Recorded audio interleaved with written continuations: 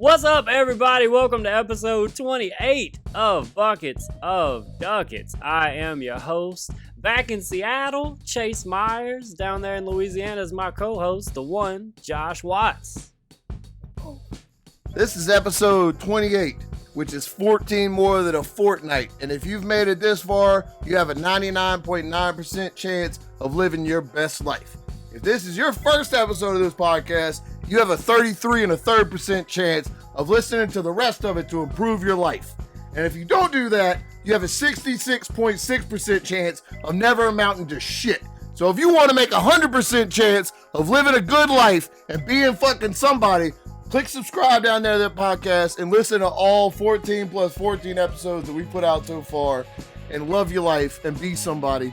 Don't 33.3% chance isn't worth it. 66.6 isn't worth it. 99.9% download this podcast. Somebody's gonna fuck you. I guarantee it. Guarantee it.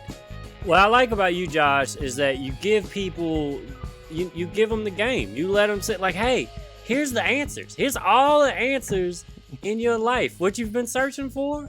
The math, it checks out. I was fact checking the whole time doing calculator, bro. All calculate it. It's all there, and I appreciate it because some people like to hold on to that. They don't like to share their blessings, but you let everybody know. Praise up, and pass it forward. That's if anybody knows me, I've said that my whole life. Look, people are like, you know what Josh Watts likes?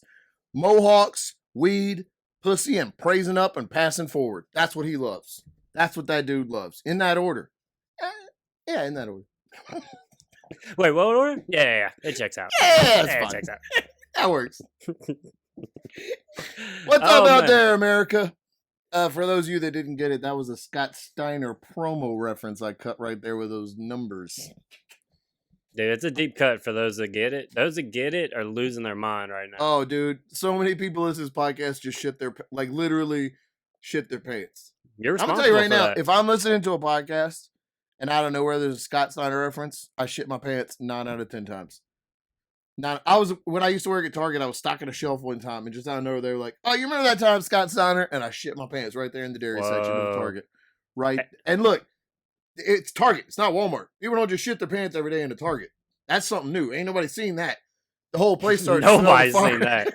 The fire alarms went off. Everybody came around, peeking around the corner like a fucking chimera came out of the ground and just started living in a Target. But nope. It was just a worker who shit his pants because the podcast talked about the great Scott Steiner, Big Papa Pump, the big bad booty daddy, the genetic fruit. It's so hard to get out Big Bad Booty Daddy and keep a straight face. That was his thing. I can't believe that was the thing. He really did that. He really went out as a professional person and said, y'all call me the Big Bad Booty Daddy. I mean, the end of WCW, watching Scott Steiner, was just, he got too big for anybody to tell him he couldn't do stuff. So there's like an episode where he's just beating up a rubber chicken outside. Like there's a plastic duck and he's beating the shit out of it with a baseball bat while threatening somebody. And all the cameramen or producers like, no, I'm not going to tell him. No, let him. That's fine. That's fine. You see what he's doing with that chicken? His favorite phrase You want to be that chicken? You fat ass. Oh, fat asses. Get your fat ass down here in the ring, you old fat ass. See, when it works, it works. You just keep going back to it. I've been watching a lot of WCW, and I went back. I'm back in like the late 80s, early 90s. And, bruh, I've been telling people for years, old WCW was my shit. Like, I like wrestling, but especially old WCW. And the thing I just watched, bruh, was Sting versus the Black Scorpion. Mm-hmm. Do you know anything about that? I do know a little bit about that. For like the first couple of months, the Black Scorpion is literally just a dude in a black suit that pulls people out of the crowd and does magic as a way of intimidating Sting. At a show, he's like, Sting, you're going to lose at this wrestling match. Watch. And he pulls the dude out of the crowd and puts a box on his head and then spins the dude's head around and sets him back in the crowd. He's like, huh? I would love to do that if I would love to like pick a card, and they pick a card. He's like, "Was that the 8 of clubs?" Fuck you, Sting. That's what I want. I want the next UFC fight for the dude to just come out and put 2 rings together and be like, "Huh? See? Right? Cut a rope in half, put it back, throw a curtain up, like bring out the other fighter's mom and throw a curtain around her and be like, woo, and then drop the curtain and she's gone. Pull a quarter out from behind their ear. Your mom disappeared, bitch. It was such a weird time. That's a way to get in somebody's head, man. I'd be freaked out that before a show somebody just did magic at me. Having magic done at you is a different thing. Could you imagine, like, you're in the street about to fight somebody and you volunteer for magic. You choose to go see magic. Aggressively at you is not. But both parties agree of what's happening here. When you just become a wizard at me, dude, I'm shook. How am I supposed to go about my life? How do you lose a fight if you jump out of an alley and shot water in my eye? I was minding my business. You win. Whatever this is, you just won it. Whatever this meant to you, it didn't mean the same thing to me. You take your walking stick and twirl it around, all of a sudden there's flowers, and then you kick me in the dick and take my wallet? All right, I guess. Fuck. I had that one coming. The universe got me on that one. You saw my wife in half, you monster. What are you doing? There's no place for magic in this world. Not in a Christian world. I'll tell you that. No. The only magic I want is the love that Jesus puts in my heart every day through the Bible. Couldn't have said it better. On my other tits up and pray up, people. On my other podcast, Docu Commentary with Travis. Tits and prayers up. Travis, keep them both up. On my other podcast, we watch documentaries and we do a commentary track over it, and everyone loves it. Every single person that listens understands what they're listening to, and they leave such great feedback. That blows my mind. One. I tried to watch Mission Impossible, and these fucks are talking the whole goddamn time. It's like, well, why don't you go to Netflix and click on the documentary and watch it instead of YouTube, where it says that they're commenting on it? Nah, dude. People get so shut the fuck up. So we're about to have wrestling fans on us because it was my week to pick the documentary.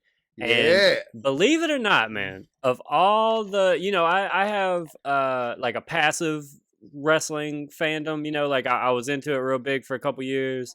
I know all the stuff. I didn't keep up with it a lot as a kid, but I went back and now I know like kind of wrestling history, but I kind of I peek in on pay-per-views and keep, what's up.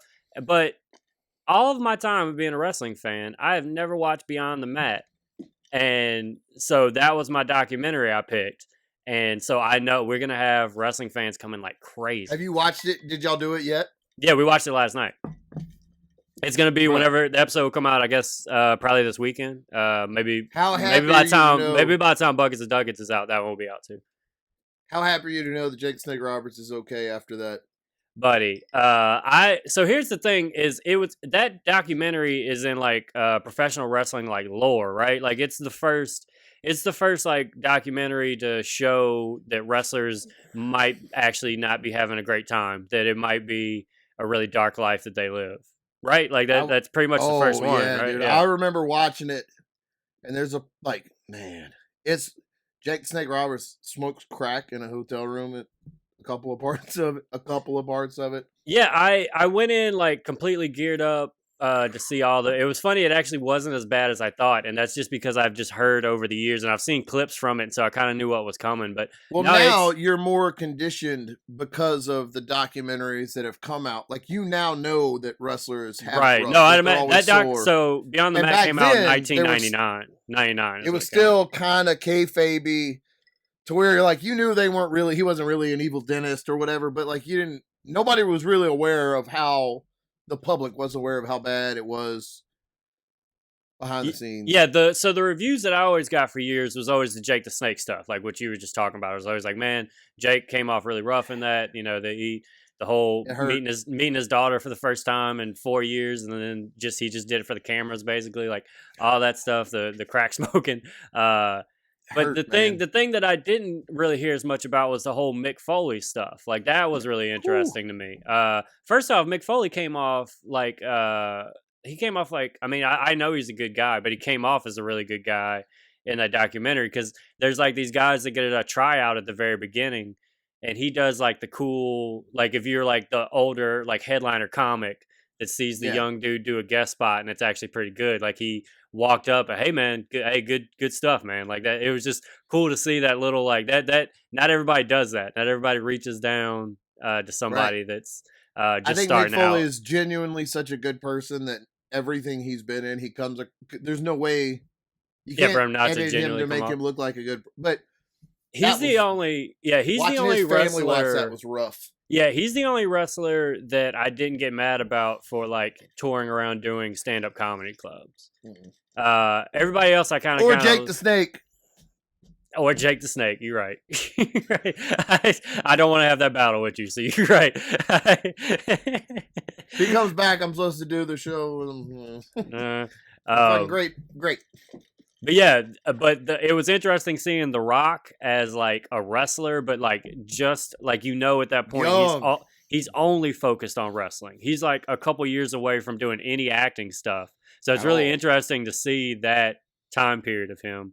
And then whenever he decided to beat Mick Foley with a chair in the head 11 times in front of his family, that was intense. It's crazy to look back at those old headshots that were like just normal in the 90s in wrestling, and like I flinch so much now just because of how much we know about like CTE and how many like wrestlers you hear go crazy online and stuff. Like one of my favorite parts of that whole thing was I think it's Bubba Ray Dudley sees one of the guys do a finisher on camera, one of the new guys is doing an audition move, and tells him, I'm going to steal that. I'm stealing that, yeah. I forget what they call that move, but that move, I was like, oh, I've actually seen that a lot since this was like if you do a follow, he did steal that move. Like I'm sure, yeah. He said that and then did do it, and then did start stealing the move, that's funny to me. I don't know, I think that's hilarious. That's like one of my favorite stories. I think Scott Hall is probably one of the coolest. Everything about him just seems cool as shit. And one of his favorite things to say was he'd see somebody's finisher and go, that's a cool finisher, man. Can't wait to kick out from it. Damn. Yeah, I haven't watched Beyond the Mat in a while because it's depressing. It's really hard to watch. But I watched it.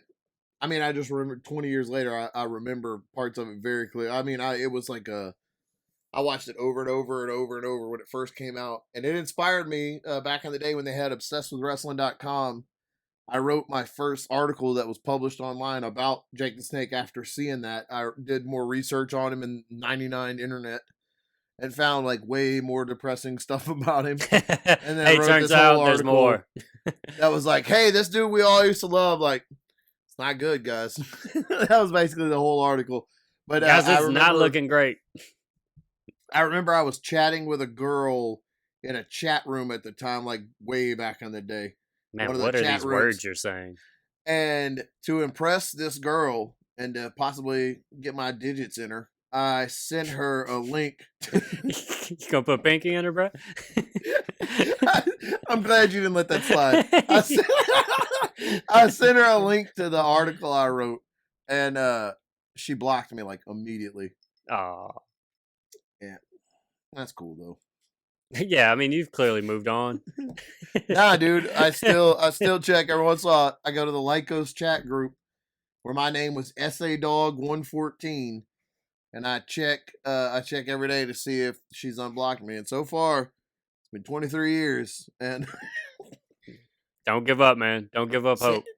Sandy Squirrel from Houston still won't fucking answer. Love will find a way. I know you hear me. It always finds a way. I hope Michelle doesn't get mad about that. Look, I mean, I feel like even Michelle would understand the connection of a chat room in 1999. You know, I mean, fucking better. It doesn't get more real than that. So I got to be a comedian last weekend. That was nice. Wait, I did want one more thing before we move on from the fucking. If you have to, I get no. Beyond the Mat. Whenever it pops up on docu commentary, I'm gonna host a live watch party on Facebook on the Buckets of Duckets page, and every single mistake or incorrect thing that they say or I think they say, we're all gonna tweet it at them nonstop until they take it down.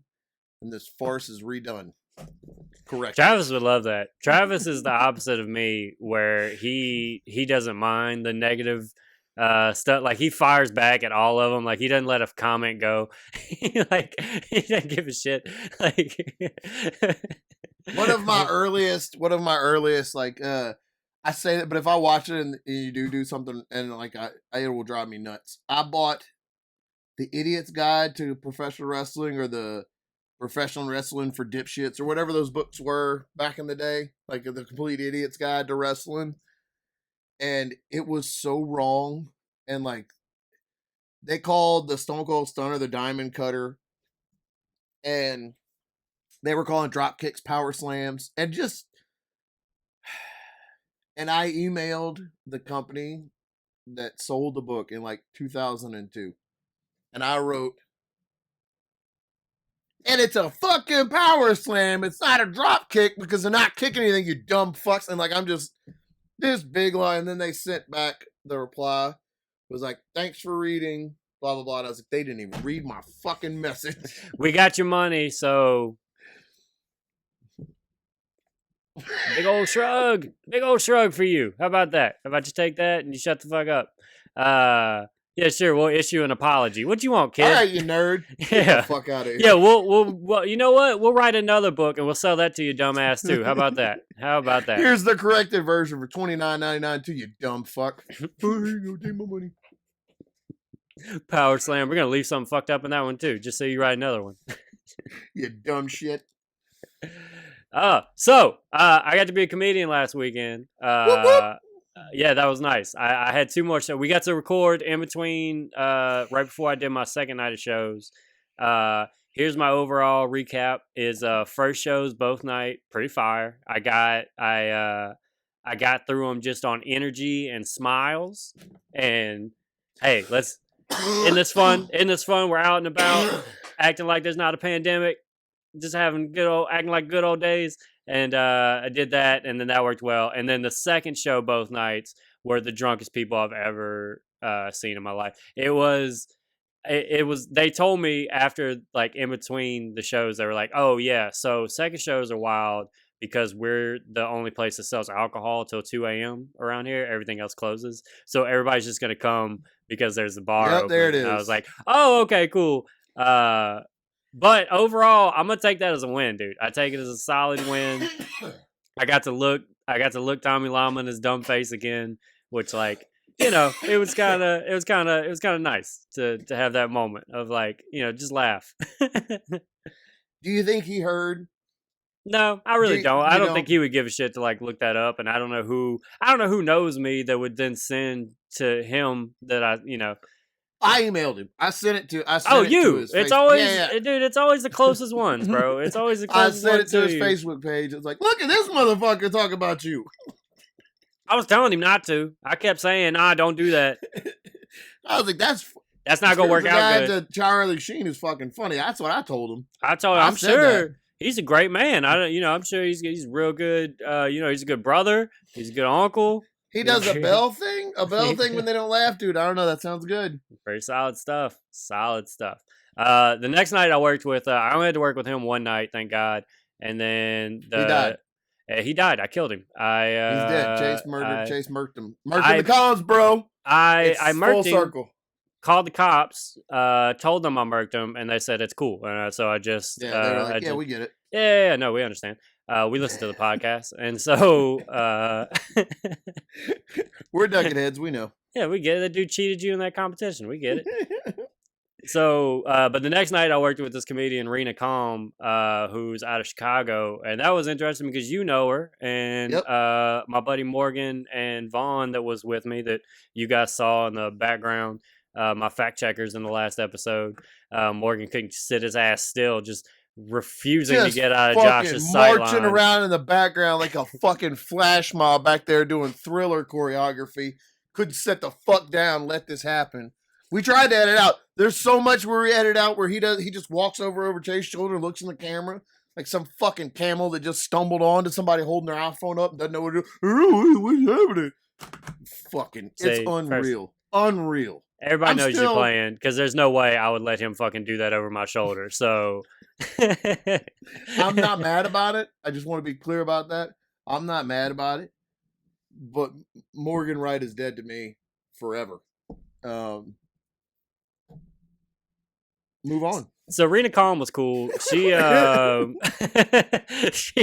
was funny because it was her first time performing in Coos Bay, and so I'm trying not to give her all my loaded bullshit and all my history of performing Try there not for to 5 warn years. her. I'm trying not to dump all that on her because what if this is the time? Well, this is the time where it's fine. So she's like, how is it? And it's everything in me not to be like, quit comedy right now. She walks in the green room, you lean up, you're like, just fucking quit. Quit now. Put the cigarette out on my tongue. I gotta laugh once. Once. And it was for the troops. I said, give it up for the ladies.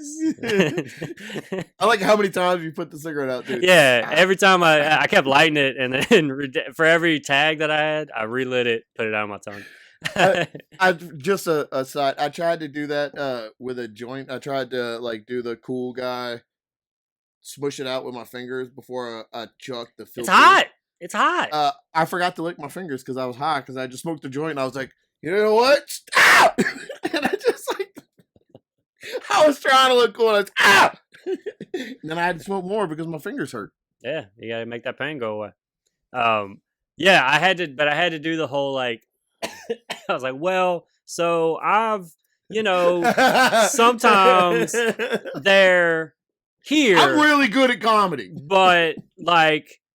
It feels like they're not here. You know what I'm saying? Like but sometimes you get a chuckle and it feels amazing because it took 10 minutes to get there. So go get them, Tiger. Like it was, and she had to deal with it. Like she did as well as you can do, like under circumstances. But that second show, there was a lot of conversations going on and a lot of people that I'm sure were surprised there was a person talking into a microphone in that room. Like, I think there's a lot of like, hey, do you hear that? Yeah, that's weird. And just keep talking louder. Bro, I hate that. I just, for 5 minutes, just went into autopilot. And just, I don't even know if I think I was talking about donuts, but who knows, dude? Like, I peeked in every now and then. Like, that was the thing is now that you're a professional and you're paid like real money to do these shows, you're way nicer than you used to be. I have to. Dude, and I hate to say this because I love your comedy. You're my second favorite comedian behind Nate Bargatze. I love your comedy. But so I always love hearing your set, but I think back in the day I used to really get excited when it was a shitty show and I knew that they were being too loud because I could just watch it. Because you would start off talking shit at a level where they still weren't paying attention, and then by the time they realize you're talking shit, you're up here at it's beautiful. I mean, I'm glad you get to tell your jokes that you actually craft or whatever, but I do miss the fuck you fat shit. Yeah, there's a lot of elements to when I'll flip out at a show. If it's if I feel like I'm not getting paid enough, if I feel like you never gave me a shot as an audience, like if I walk up, if they announce my name and only half the room clapped and the other half are talking, like, dude, I'm coming for you. I'm fucking coming for you. Like, that gets me every time. I would rather you be listening and me just bombing and me just delivering the jokes and you just quietly listening and bombing. I'd rather that humiliation over people not paying attention and talking. That infuriates me so much more because you're not even giving me a chance. It's like, what are we even doing here? Like, how can I do comedy if you're not listening? And yeah, so when I'm in Coos Bay now, I just have so much history, and the bookers there have booked me on so much over the years that I'm not gonna flip out on those like at those venues anymore. Like, it's kind of, I know what it is. I've accepted. You just get through your 20. You get through your 20 minutes and you're good. But back in the day, though, I used to go in on people, bro. They get fucking lit up, bro. Yeah, I would do that thing where like I wouldn't like yell necessarily. I would just kind of just tell you you're shitty. I would like deliver the joke, and then whenever it didn't work, I'd be like, if you were a better person, you would understand that was hilarious. And I would take shots at people like that. I'd be like, see, a normal crowd where they have a pulse, they would laugh at that moment. Actually, that's what would normally happen at a comedy show. But I guess you guys have never experienced something as hilarious as what you just heard. And I would just, dude, like that was always my thing. I remember one of the times there was this guy, there was an open micer at the station. I want to say his name was Scooby or something like that. Does that sound? Is that yeah? Yeah, I think I remember who you're talking about. Okay, so tell me the story, and I'm gonna tell you for sure if I remember Scooby. Yep, it's a packed crowd. There's 8 people there, right? Just jam packed. Dicks out.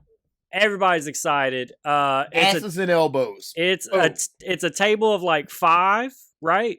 And then like 3 individuals spread out in the room. Like that's how it is. Love that. And 40 comedians in the back of the room talking. Yes. Yeah. And so Scooby goes up, attempts to do stand-up comedy. I do remember Scooby. And attempts to do stand-up comedy, comes off. When he gets off stage, I'm up like 1 or 2 people after. I start doing my set, and he decides to strike up a conversation with the table of 5 people. I do remember that. The entire crowd. The whole audience. Right in the front. The only audience in the front of the fucking stage. Right there. I've never annihilated like another comedian from the stage like what I did there. But I don't remember everything that I said. But I do remember a moment of like, bro, you know how hard this is to do without people talking. We saw how hard it was to do when people are talking. Yeah, dude. Yeah, and he was hurt. Man, that's why we don't remember him, because he never came back to comedy. I remember you said you showed us exactly how hard this is to do. We watched you try, or you said something about we saw you try. Yeah, it was something along the lines of we saw how hard it was. Yeah, that was one of the meanest I've ever been. And then when I got off, don't stand in front of the stage and talk to the only audience members, you dumb shit. Well, yeah, that's understood. I'm not apologizing. I just like, and so when I, like, what the fuck? No, I stand by. I'm bragging right now, Josh. That's what I'm doing. I'm bragging about the time I hurt this ain't shit's feelings. And so I came off stage, he comes up to me because you better, and he walked up to me, and I was like, bro, you were talking to the crowd, like you were taking Didn't away. He think it was a joke at first? Like he kind of laughed when he came up to you. Well, yeah, because how else are you gonna come up to me? You gonna come up to me mad? Like you gotta come up with a smile on your face.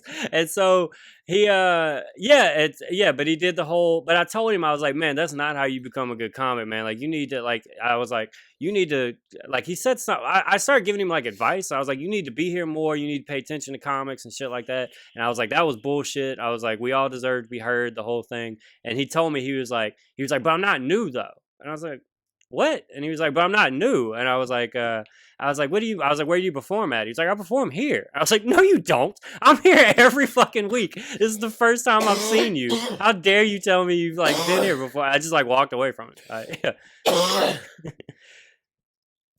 That was like his 3rd show. Yeah. You not new? He's not new. Do you remember? Speaking of Scooby, get your shit together, Josh. He was around the same time as, do you remember Joe Dirt? When he of course I remember racist ass, Nazi ass Joe Dirt. This dude used to come to the station. We're going to go into weird open micros, but I do want to get this out there. And he looked and smelled like Joe Dirt. He had like real long, stringy hair. He looked like somebody who would call themselves Joe Dirt. And proud. This man could have not looked like Joe Dirt. He could have looked like another person. It was by choice. He chose as an identity to do the mullet and to look that way, to talk that way. Yeah, what a move. And he would go on stage and just be like, he would just say, it weren't even jokes. It was just racist stuff, and then he'd yell at the crowd. And oh god, it was funny for like the first week because watching some crazy person try to do comedy is always funny, I think. but then it's not. Well, there's this like thing with open micers when it's a new crazy person. Is the first time you see them, you're like, crazy person, aren't open mics wild? But you don't really expect to see them again. But every now and then, that crazy person will be dedicated. He's emboldened by the laugh. Yeah, will be dedicated to comedy and will come every week for months on end, and then it becomes a problem because then it's like, now we're just watching you do hate speech. Now we're just it's an issue. we're just watching your Hitler open mic you got going on here, and so we got to say something, dude. This is uncomfortable. Like, yeah. I can't even describe. I don't know how to even like. People were probably listening, going like, "What do you mean, right? Like racist? Like I don't even know how to like say a joke that he did." He would literally, his jokes were like, "Man, y'all know how black people like to," and then he would just say like, whatever stereotype. You know, white people would be like, and Chinese people, you know, sometimes they be like, and I mean like that. And then when people would boo him or not laugh, he would just start yelling at him in the crowd. And the first week we're all like, and then because he didn't get chased off, then it just got like more and more racist and weirder and awful. And hey, it's open mics, bro. That's what comedy is. Hey, building character. There's gonna be a dude with a diaper that shits on stage at least once, or you don't do comedy. You don't have a comedy scene if there's not somebody who pretended to shit on stage. You ever seen a comic pass out on stage? Yeah, I saw Corey Mack pass out on stage. Remember that? Were you there? It was in Hammond when we used to do that Tuesday open mic. Dude, we used to do the most lit Tuesday open mic of all. I'll never understand how how that like cut like that year and a half was like captured there, where it was like Corey Mack in a small college town that didn't have anything else going on, and it just at a bar that had good booze, and it was. Dude, I mean, it was set up nice for comedy. 150 people for an open mic. I mean, it would be open mic started at like all 10, the way to the back. Like 10 o'clock, 11 o'clock at night. Like this open mic started late as shit. Like that was so much fun, dude. And I learned a lot as a comic in that room. Like that open mic made me think I was way funnier than I was. Yeah, for sure. Because you earn like a certain, leeway with the crowd that sees you every week, and like. They see you grow and see you try new materials, so they let you go. And I'm like, oh man, these 150 drunk college kids laughed at that, so I'm hilarious. And then you go do your jokes in front of somebody who hasn't had 6 Jaeger bombs. And they're like, I don't get it. You're like, you know what? Fuck you. You're dumb. That's why. That's exactly why.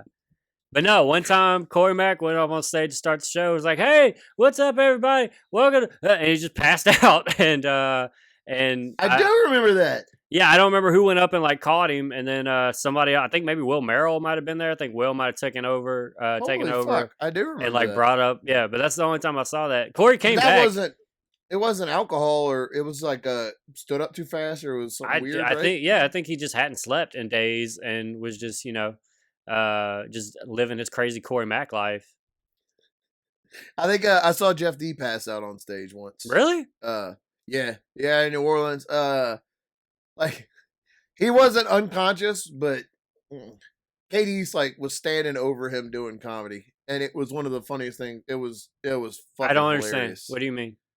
He was laying in the middle of the stage, and like just stopped. Oh, so just drunk? Just stopped moving, just laid in the stage, and we couldn't stop the show. So Katie's just walked around him and did comedy, like stood over him, stepped around him. Whoa! No, dude, I've never experienced a comic being so drunk that we just performed over his drunk body.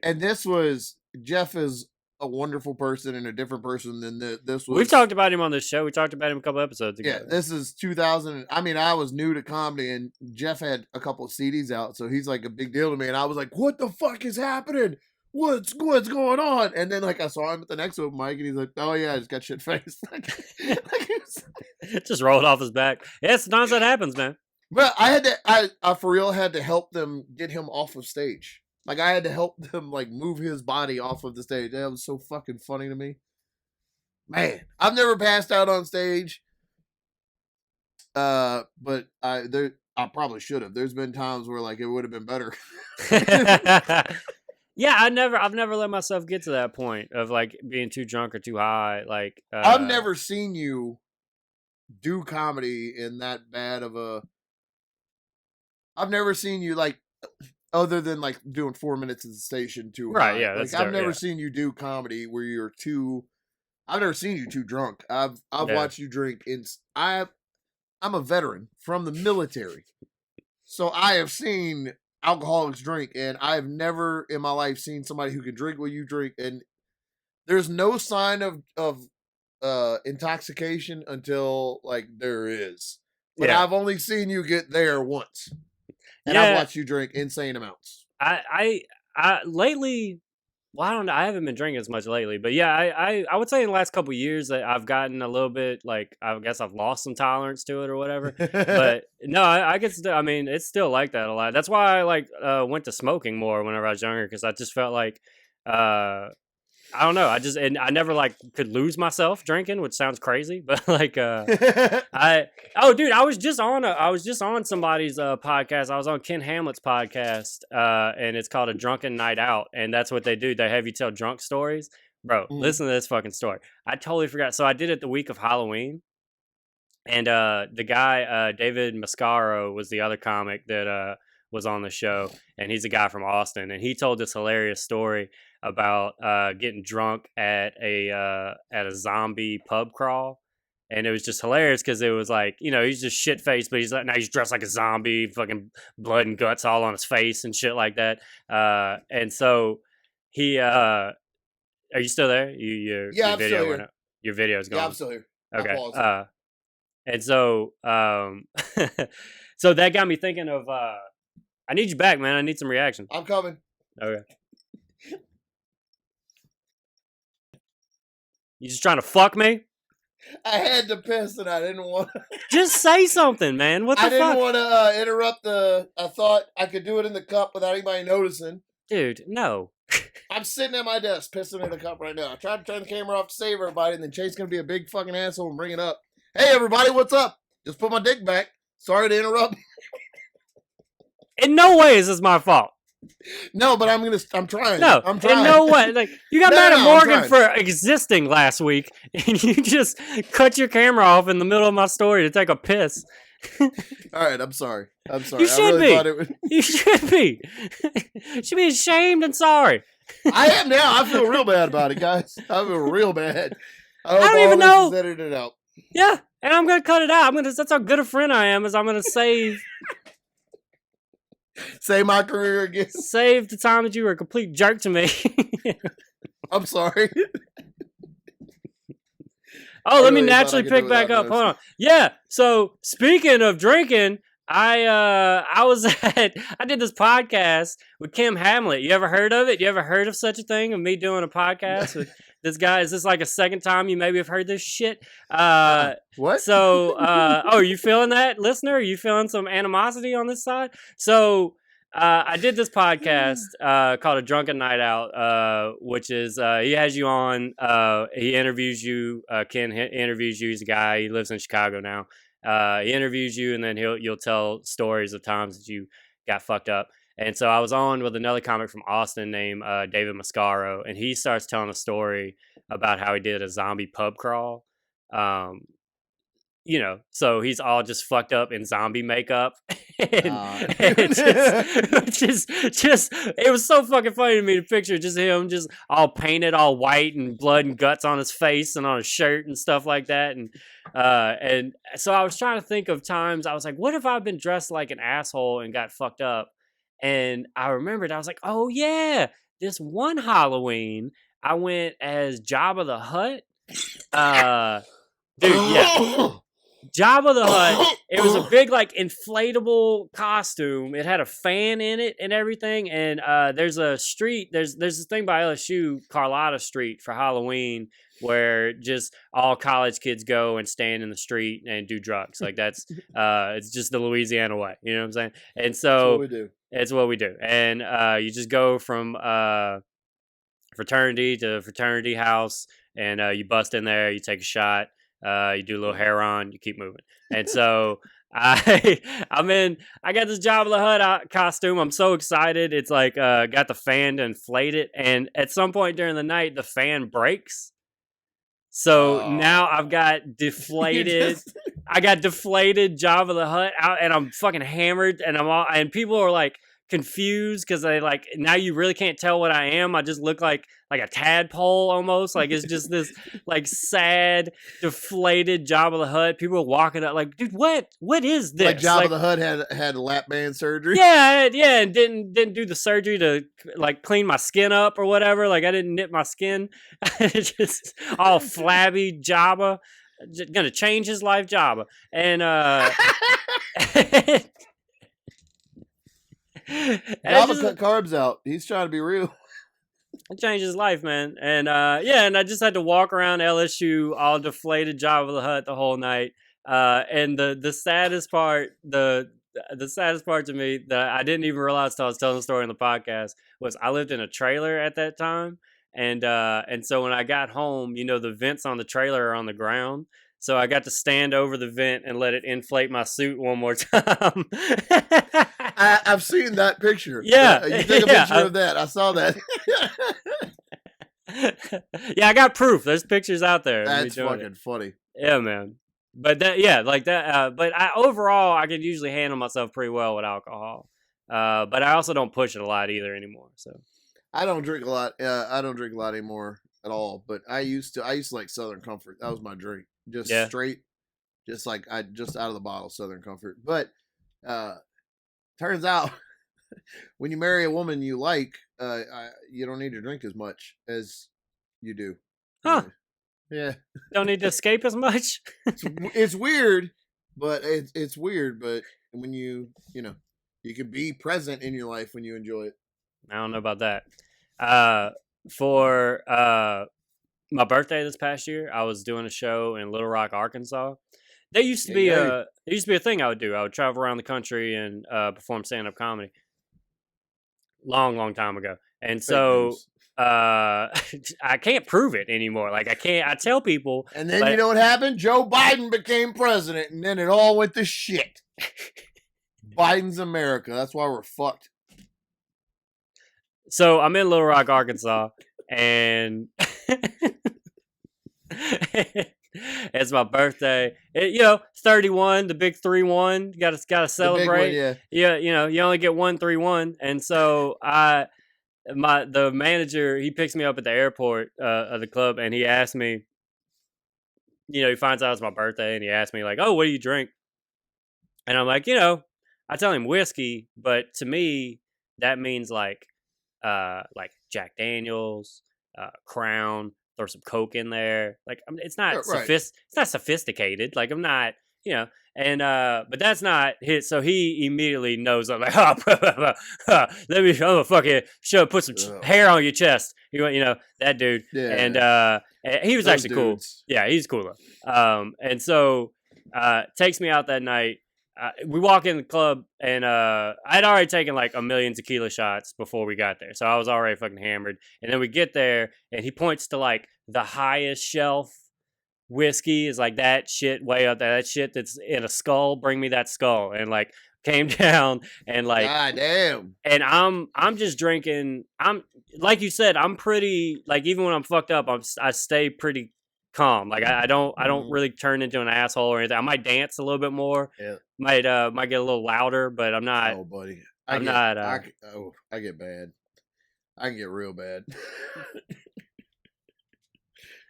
I'm going sip for sip with him. I'm just kind of cool drinking. They for whatever reason in this bar, it's like a couple people's birthday, right?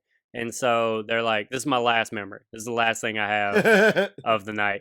Is they go, hey, let's do happy birthday. And then we all walk up to the front, and I realized that like the other people that it was their birthday, they had kind of known each other already and had made the connection. But I'm the weird like fourth or fifth guy who just followed over. It's like, you too? You sure? Like they almost made me show ID. Like, dude, this is our night. Like, what the fuck? But so we went up there. They sang Stevie Wonder "Happy Birthday," which that was amazing. Just probably the only time it's gonna happen in my life. And and that's not the normal way people break out. So I was excited for that. And doing that, it's an amazing moment. And then that's pretty much all I remember. It's all I remember. I remember getting to the condo. I'm working with this comedian, Rick Gutierrez. He was the headliner that week. He didn't come out with us. He's doing radio the next morning, right? And whenever I finally wake up, he like bought me an omelet, and he's like, bro, I heard you fucking went for it last night. And I was like I didn't know to what extent he was talking about. And so I was just like, yeah, man, I had a good time. Last night was crazy. And he was like, dude, you came home and you were fucking loud. Like you were like, so he's downstairs, I'm upstairs. And like, to me, I'm like, that doesn't, I was like, nah, man. I was like, I know how to handle myself. And he's like, bro, you were running around upstairs just throwing up. And I was like, I remember throwing up, dude, but I wasn't like being an ass. Like I was polite. I put a towel out for my knees, like Gus Fring, and I threw up and wiped my mouth. No. He's like, no, dude, you were throwing up like a fucking demon. Like you're just screaming into the toilet. Like I keep hearing you run to your bed and run back. I'm like, there's no way. And then he was like, yeah. And I heard about you dancing with those cheerleaders and all that. And I was like, at this point, I think he was a ball buster all week. And I think this is just his like move at ball. Like, I'm like, yeah, you fucking got me. I'm just, what an asshole I am. Dancing with the cheerleader. Real funny, Rick, whatever the fuck. And so, yeah, exactly. Glad you're headlining.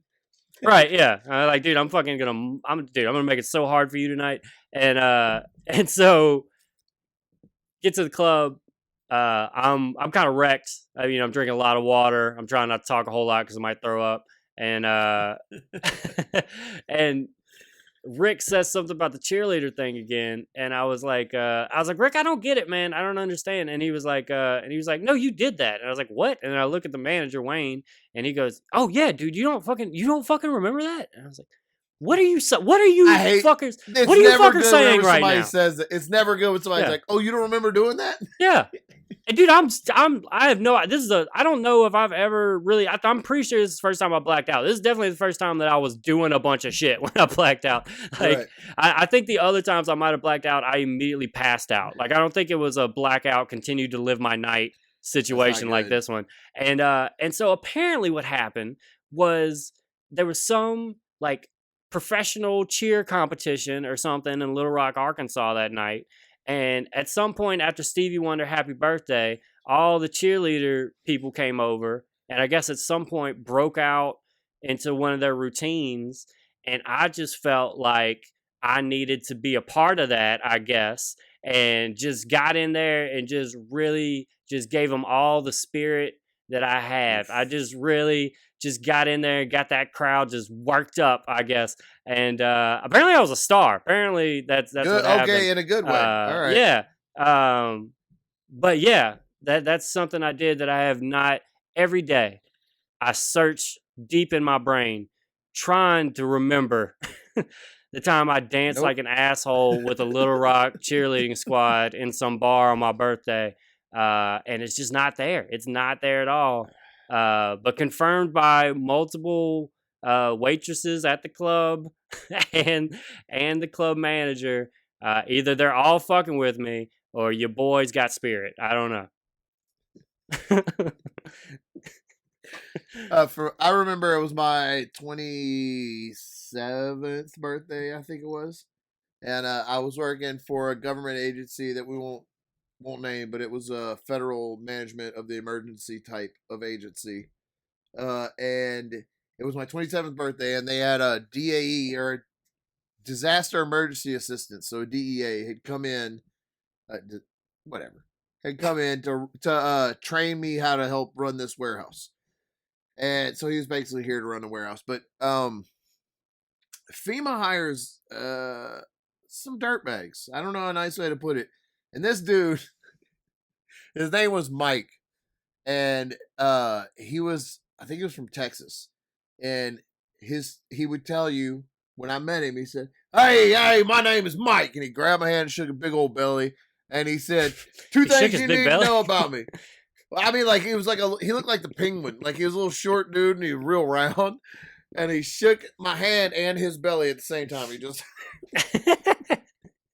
but he told me, he said, two things you need to know about me. I love lower tabs and pussy. Well, shit. Nice to meet you.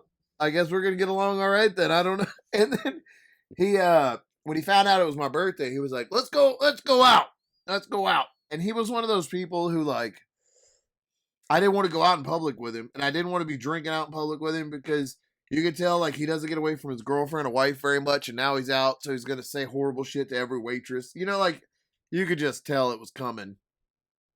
And on the way when the work closed, we were going to this restaurant, and it was a Mexican restaurant, and we had gone in, and we were drinking margaritas, and he had given me like a handful of lower tabs before he walked in. Excuse me, dude, you've been a mess. I chugged the fucking bang before this started. Right now, burping and coughing for an hour now. I'm sorry, podcast listeners. I chugged a bang right before this started in one gulp. Just one gulp. It's like I was like, I bet you can't drink that in one gulp. Like that's the energy Josh attacked this energy drink with. Like as if I was like, you a punk if you don't drink that energy drink in one shot. That's what he said it with Chase with his eyes was like, if you drink that like a normal human being, it's because you ain't nothing but an old bitch. And that's what he said with his eyes. And I was like, you know what? Fine. And I cracked that son of a bitch open, and me and that son of a bitch straight up and down just chug-a-lugged it like a pro. And I have been burping for an hour and a half. I'm probably gonna shit myself. Like it was a terrible idea. Smash so I went can out right to this restaurant. And we're in this restaurant. He gave me like a handful of Laura tabs, and so I was like, "Oh, great!" Because I don't like a good to drink. start. So I'll just take these Laura tabs, and then I'll be fine. And if he's weird, I have a handful of Laura tabs in my system, so I won't care. And of course, he was gross to every waitress. Like he would put their arms around their waist and like, "Oh, we're having a good time here, right?" And you could tell that she's gross. But then he started asking them where we could go look at some pooty poo. Direct quote. Hey, now look here. It's my boy's birthday right here, right? We're trying to get good and liquored up, right? We're gonna go out. We want to look at us some pooty poo, all right? So we need. And I'm not from here. I'm a traveling. I work for the government, so I don't know my way around here. And there's nothing I would love more than for my young friend's birthday here to show him some good old pooty poo. And I just need to know where I can go, honey, you know where I can go see some pooty poo? I want to show my boy some old poop. And then I was like, oh, I'm drinking tonight if this is what it is. Yeah. Because I thought for a while, like, this was going to be my career. So I guess I got to be cool with this dude. But then as the night started going, and I'll never forget, I forgot a lot of stuff for the rest of the night, but I remember he asked somebody on the street. We ended up in New Orleans. We started in Baton Rouge and we ended up in New Orleans in the French Quarter. And I remember him asking somebody where we could go look at some good old pooty poo. And he did like this with his hand. Like to show him. Like, in case you didn't know, I'm talking about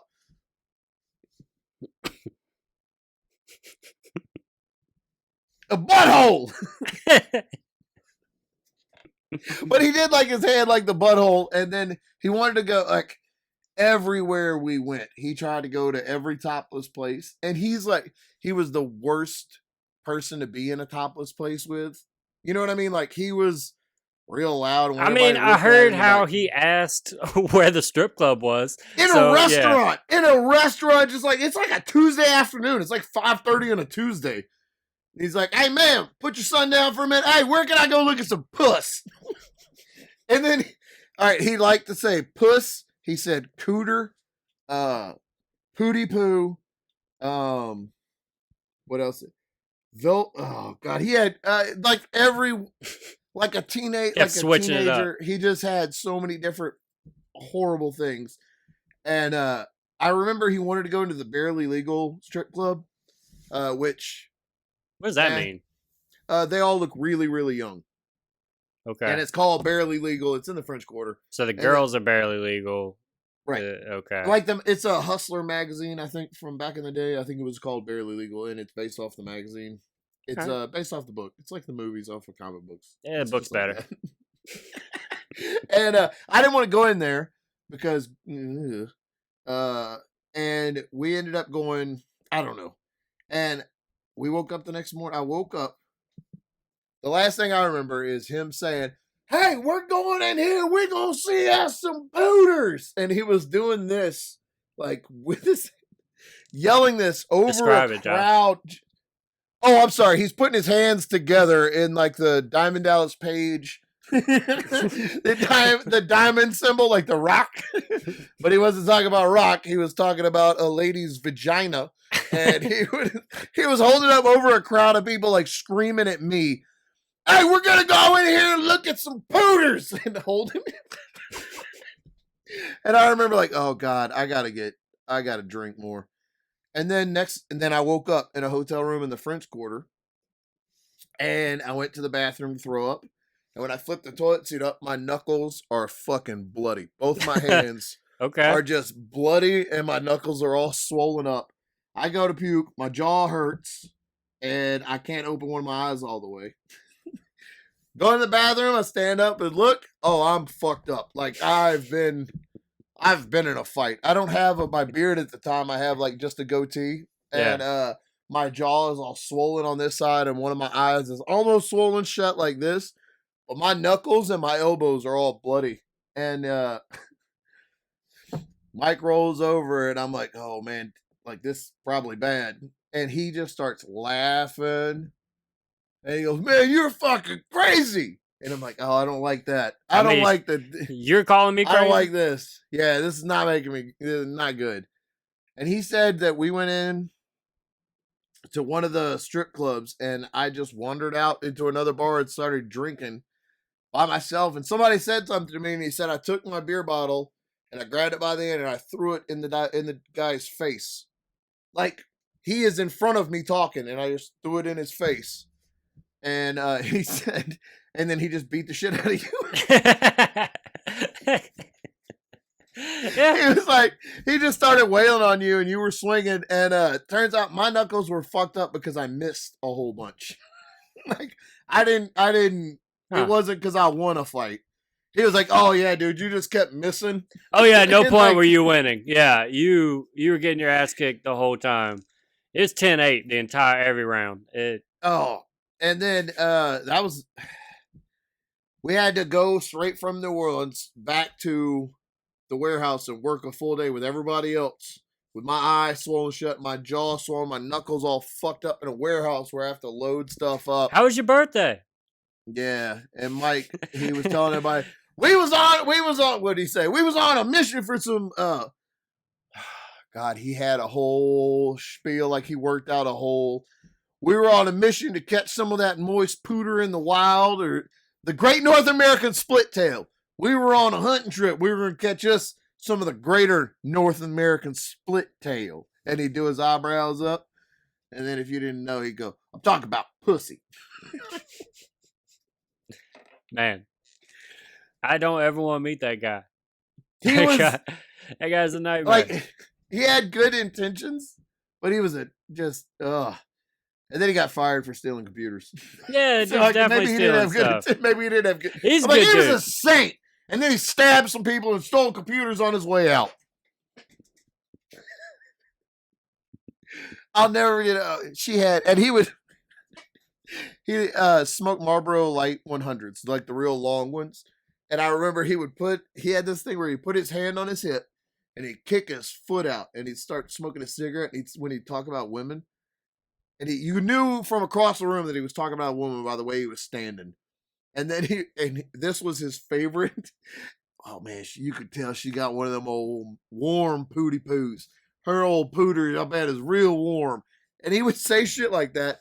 And there are women that work in this warehouse that would be standing right around. And he would tell them like, don't get your pussy lips in a knot. Bro, this dude's in jail. This dude has had a million sexual assault allegations against him. This man I remember harasses for a living. He told a woman to not get her pussy lips in the knot, and it was his boss's like not his boss's boss, but almost like way above him, and he just wasn't paying attention to who it was, and he got in a whole lot of trouble. And then on his way out, tried to steal because she got her computers. pussy lips all tied up. Because she got her pussy lips all in the night. I understand that I'm gonna be canceled for this, but You're just that's reporting. funny. You're just That's reporting. fucking funny. Yeah, but now I'm saying that's fucking funny. Don't get your pussy lips in a knot. And to be in a situation, to just be standing there, because look, I laughed so hard at that, and I felt like such a dirtbag because I was the only person that laughed at it. Dude, the absurdity of it. It's not even necessarily what he said. It like that on its own is not funny. It is the you said that to your boss, you're about to ruin your career, you're being like crazy in public right now. Like all of that is what's funny. Yeah. Exactly. And he said it. God damn, dude. That bang got me, dude. Dude, because you can't treat bangs like that, bro. We getting there. Josh smashed that shit on his fucking forehead and said, "You ain't never been shit to me, bang," and then acted like it wasn't gonna make him burp the whole time. But he said that about he said something about somebody had a moist pooty poo or a pooter, and then the lady was like, "You shouldn't talk about your coworkers like that." And he looked at her and he goes, "Don't get your pussy lips in a knot, honey."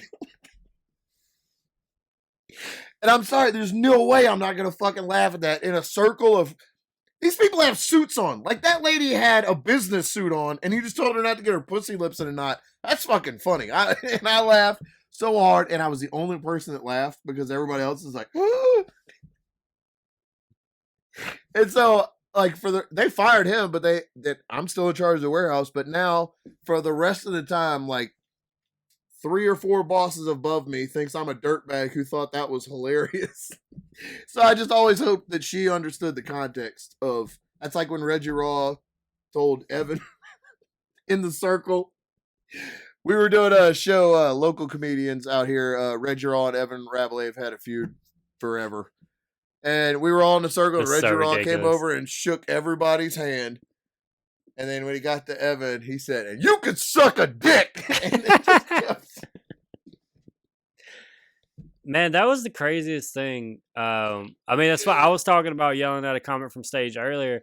These two had a history of Reggie would just in the middle of his set and be like, "And you got a fucking problem with it, Evan?" Like he would just out of nowhere, he'd be like, "And that's funny, except for the little bitches like you, Evan Rabelais." Like that's what he would do.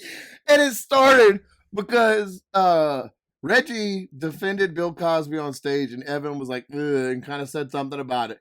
And for like, I don't know, a year or more after, he would till be like, today. "Oh, y'all like that? Oh, that's a good joke. That's hot fire. Everybody loved that, except that little bitch Evan Rabelais out there trying to call somebody. You and that dumb bitch you with. Fuck both of y'all."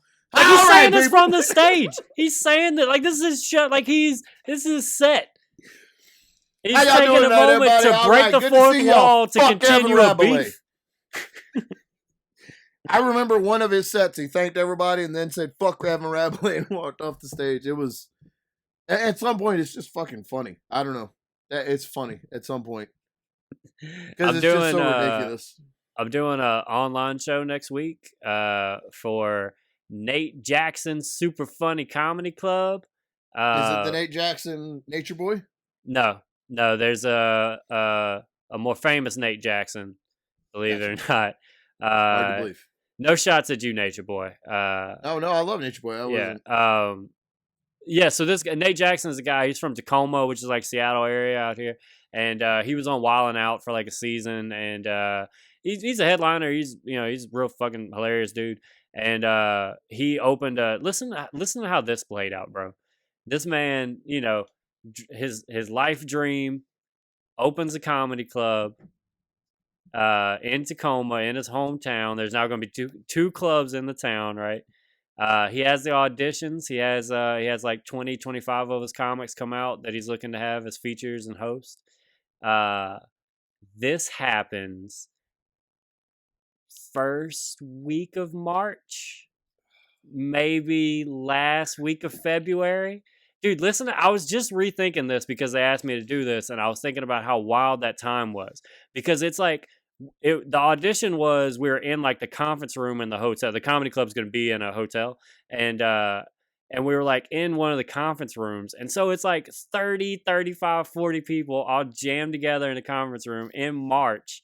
And like Nate comes out and goes, yeah, so, we had a couple people, I told them, if you're not feeling well at all, stay home because we don't know what this stuff is, and I appreciate you guys coming out, so we were listen to this. We were going to open at the end of March, but because of all this Corona stuff, we're going to push back a couple weeks till April. So we're going to look at opening in April. That was like a real thing. Like, that's where our mindsets were at that time, was like, let's just push it back a couple weeks. So, yeah, this poor dude finally, opens up. And it's like dude, he's got a podcast studio in it. The stage, like, he showed us the stage. It's beautiful. He's booking, top comics. And so I love, by the way, that he named it after him. So the Nate Jackson Super Funny Comedy Club. Like, dude, get over yourself. Jesus, fuck. It's like Ron White's big old goddamn building. Like that's what he did. So they're now going to start doing online shows, I guess. And so they asked me to do one. It's like, you got to pay. It's not just free. It's $6 to see this show. So yeah, that's next Friday, which I think that's the 20th. Maybe? Let me double check right quick. Same rights. Yeah, November 20th. If you guys follow me on Instagram and Twitter and Facebook, Chase Myers, and I'll be posting links and stuff that y'all can check that out. And then listen to this. Suddenly, I'm starting to get a lot of talks about shows. I don't know where this is coming from. So I'm going to do a show in Washington in December. A live show in Washington in December. Because it's going to be the stand-up comedy class. And I'm going to be doing a 25-minute set as a class. And that's okay. That's an acceptable way to do it, is by teaching a class. So I'm going to teach a class. I don't understand why some things are okay and some other parts are like we're way past. I mean, we're way past. Yeah, don't look. Right. We're on the same link with this, so don't right. Jump at me. From the beginning, me and you were screaming, "Let's all fucking shut this down. Right. Pay everybody fucking $600 a week or whatever until we get this to a manageable thing."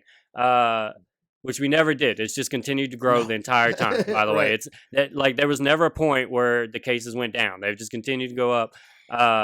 And so, but I can't get over the whole thing of these fucking restaurants are open and people are just eating in restaurants for months now. Why can't I be on the stage if that's the case? Right. Why can't I be it's the same thing. I don't, if we're already doing that, which I don't agree that we're doing it, but if we are doing that, right. Let me stand in the corner.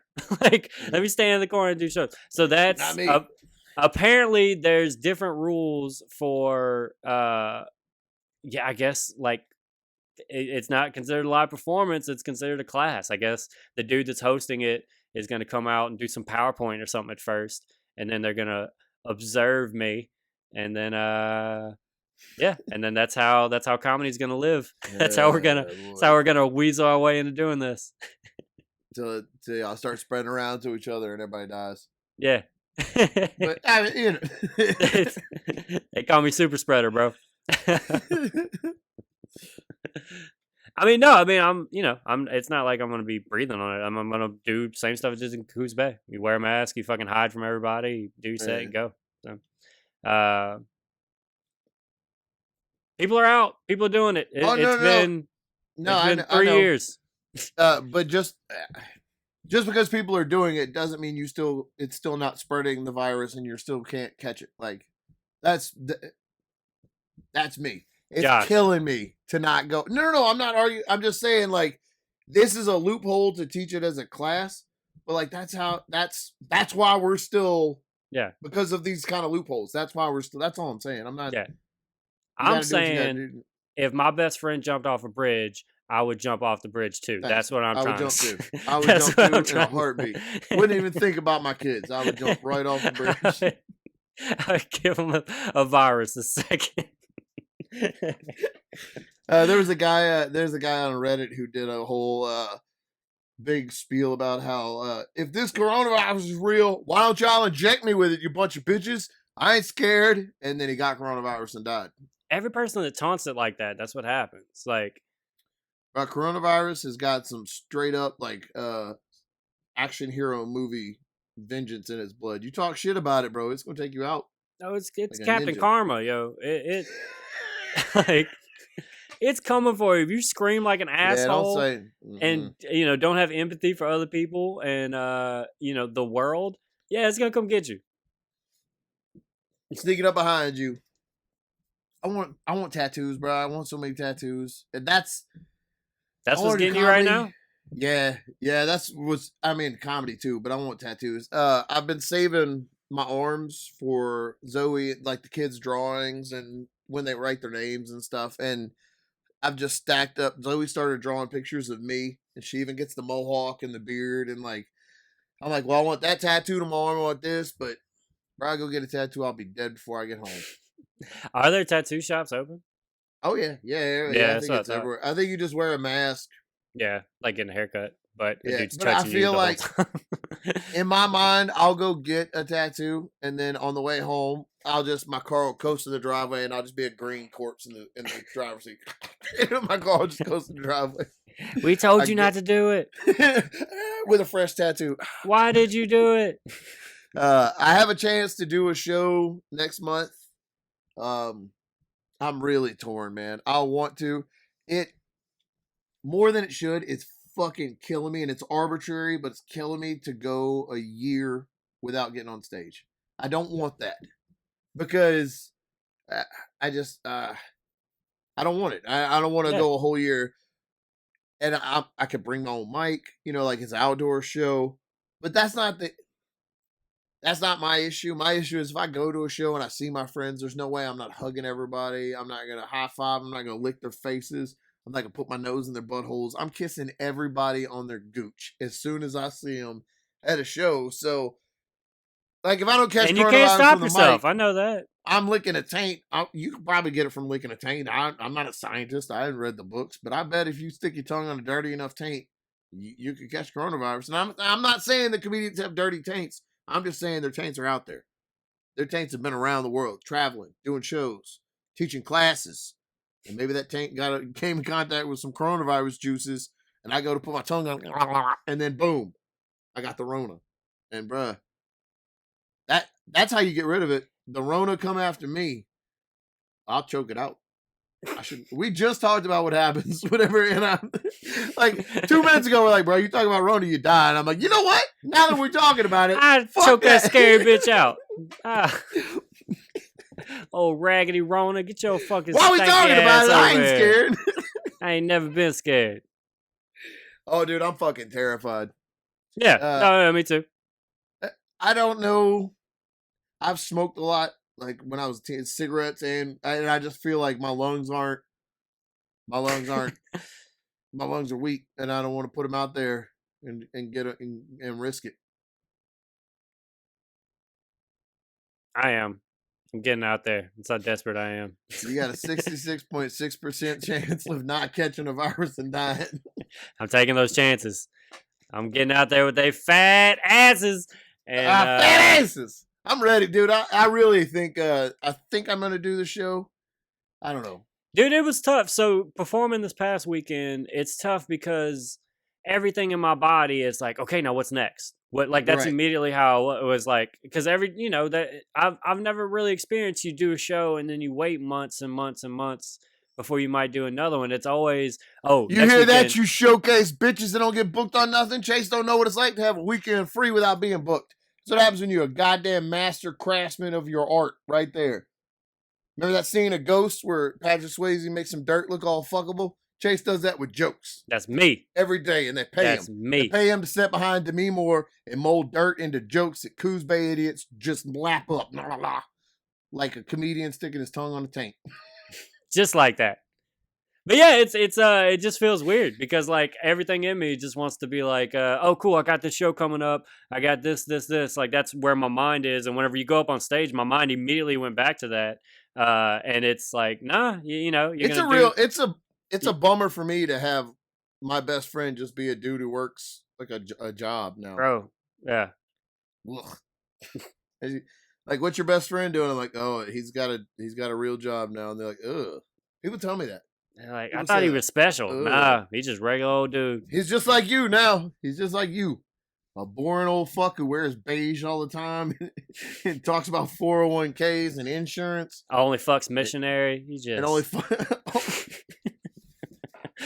only fucks missionary and drinks Miller Lite. That's his life now. He drinks Michelob Ultra, Miller Lite, fucks missionary. Goes to bed by 8. He's fucking bored. Wears the LSU visor every day of his life. He can't even take it off. It's permanently attached to his head. It's sick. Disgusting. He talks about what kind of rubs he likes to put on chicken now. I call him up. I'm like, hey, bro, I was just getting slurped in a strip club. And Jay's like, you know what kind of rub I just put on this pork breast I'm about to cook? And I'm like, you know what kind of rub I'm doing on this stripper breast? And he's like, I don't have time for that. I gotta go watch Jeopardy. And I'm like, oh man, what happened to you, bro? Just a real motherfucker out there working, a blue collar dude eating meat out of can. Your meat comes in cans now. It's the only way I eat it now. On them. You wear an apron. You got a name tag. Ugh. Ugh.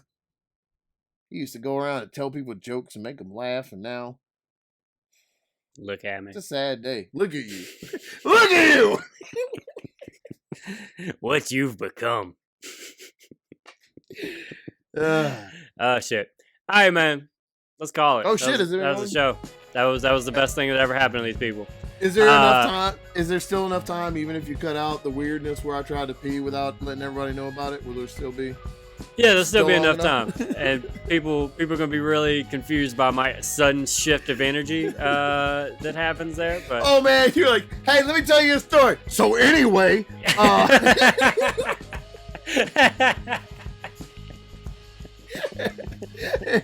gonna be the best clip ever, and the video is gonna go from you like, oh look.